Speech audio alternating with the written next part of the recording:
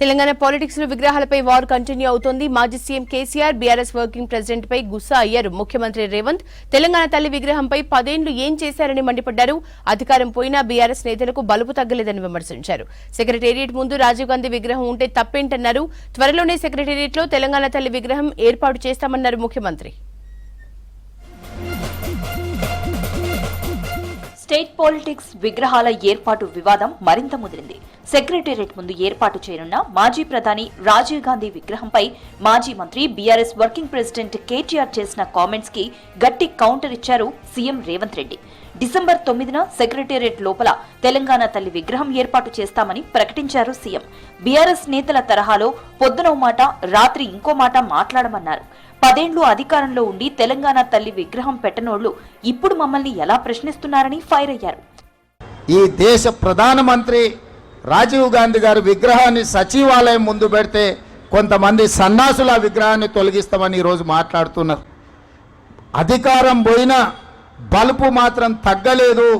నీ బలుపు అణగదీసే బాధ్యత ఇక్కడున్న మా కాంగ్రెస్ పార్టీ కార్యకర్తలు తీసుకుంటారని చెప్పి ఈ టీఆర్ఎస్ సన్నాసులకు నేను చెప్పదలుచుకున్నా. 10 సంవత్సరాలు తెలంగాణ తల్లి విగ్రహం పెట్టాలని సన్నాసి తెలంగాణ గురించి మాట్లాడే నైతిక హక్కు నీకెక్కడదని నేను అడగదలుచుకున్నా. అందుకే పెద్దలు బట్టి విక్రమార్క గారి అనుమతితోని డిసెంబర్ 9, 2024 నాడు సచివాలయం లోపలనే తెలంగాణ తల్లి విగ్రహం పెట్టే బాధ్యత మేము తీసుకుంటాం. దేశం కోసం అమరుడైన రాజీవ్ గాంధీ విగ్రహం పెడితే తప్పేంటన్నారు ముఖ్యమంత్రి. రాజీవ్ గాంధీ విగ్రహం పెడితే కేటీఆర్ కి వచ్చే బాధేంటన్నారు. అధికారం పోయినా బీఆర్ఎస్ నేతల బలుపు మాత్రం తగ్గలేదన్నారు. రాజీవ్ విగ్రహంపై ఎవడైనా చేయి వేస్తే ఊరుకోమన్నారు సీఎం. తెలంగాణ ముసుగులో 1000 కోట్లు దోచుకుని 100 ఎకరాల భూములు గుంజుకున్నారని మండిపడ్డారు రేవంత్. వాళ్ళింకా అధికారంలోకి వస్తామని కలలు కంటున్నారని విమర్శించారు. మీరు మీ కుటుంబం చింతమడకకు పరిమితం కావాల్సిందేనన్నారు రేవంత్. ఎవడైనా శాతనైతే వచ్చి రాజీవ్ గాంధీ విగ్రహం మీద చేయి పెట్టారు బిడ్డ, చెప్పు దిగకపోతే చూస్తా నేను. నీ అయ్యా విగ్రహం కోసం దేశం కోసం ప్రాణాలు ఇచ్చిన రాజీవ్ గాంధీ విగ్రహాన్ని తీస్తావా నువ్వు? నీకు అధికారం అనేది కళలో మాట, కళలో కూడా నీకు అధికారం రాదు. అసెంబ్లీ ఎన్నికల్లో 39 సీట్లు ఇస్తే పార్లమెంట్లో వస్తే 7 సీట్లలో డిపాజిట్ పోయింది, 15 సీట్లలో 3rd ప్లేస్లో వచ్చిన సన్నాసి నీ పార్టీ మళ్ళీ అధికారంలోకి వస్తుందా? నీవు మళ్ళీ రాజీవ్ గాంధీ విగ్రహాన్ని తీస్తా అని మాట్లాడతావా? చింతమడకకు పోతావు బిడ్డ, నువ్వు అనుకుంటున్నా ఈ చింతపండు అవుతుంది అక్కడికి గిన వస్తే. సోమాజిగూడలో జరిగిన రాజీవ్ గాంధీ జయంతి కార్యక్రమంలో CM Revanth, deputy CM Bhatti, ఇతర ముఖ్య నేతలంతా పాల్గొన్నారు. తెలంగాణలో యంగ్ ఇండియా స్పోర్ట్స్ యూనివర్సిటీని ఏర్పాటు చేస్తామన్నారు సీఎం రేవంత్ రెడ్డి.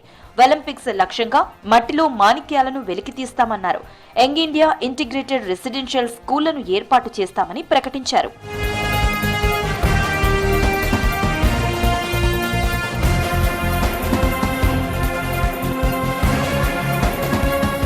మరోవైపు హైదరాబాద్ లో ఐటీ రంగానికి పునాది వేసింది రాజీవ్ గాంధీని అని చెప్పారు డిప్యూటీ సీఎం భట్టి విక్రమార్క.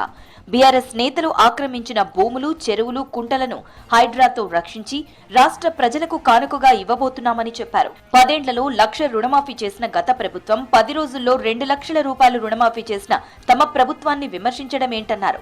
గడీలు, కోటల్లో కూర్చుని స్వలాభం కోసం పనిచేయడం లేదన్నారు భట్టి. భారతదేశంలో కంప్యూటర్ రంగంలో అనేక మంది విద్యార్థులు చదువుకోవటానికి కానీ, లేకపోతే ప్రపంచవ్యాప్తంగా ఉన్నటువంటి సంస్థల్లో భారతీయులే పెద్ద ఎత్తున ముందుండి పనిచేసేటువంటి అవకాశం కానీ ఆనాడు రాజీవ్ గాంధీ గారు వేసినటువంటి పునాదుల ద్వారానే జరిగాయి.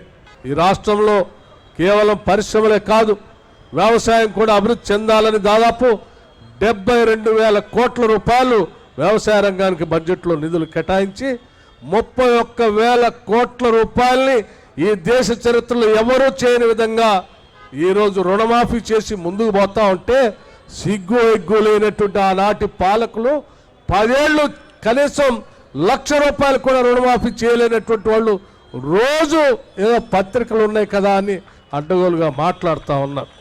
తెలంగాణ తల్లి విగ్రహం ఏర్పాటు చేసేందుకు సెక్రటేరియట్ ఆవరణలోని స్థలాన్ని సీఎం రేవంత్ రెడ్డి పరిశీలించారు.